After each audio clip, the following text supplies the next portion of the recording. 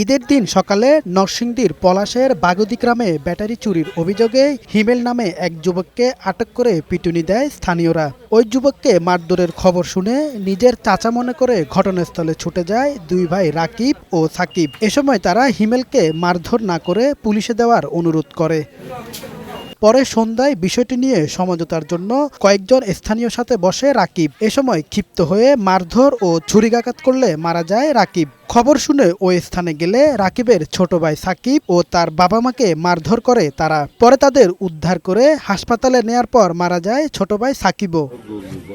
ঘটনার সাথে জড়িতদের বিচার দাবি করেছে ভুক্তভোগী পরিবার। সারা রাত অভিযান করেছি। অভিযান করে আমরা এ পর্যন্ত 3 জনকে গ্রেপ্তার করতে সক্ষম হয়েছি যারা ঘটনার সাথে সরাসরি জড়িত। তদন্ত করে আইনি ব্যবস্থা নেয়ার আশ্বাস পুলিশ সুপারের।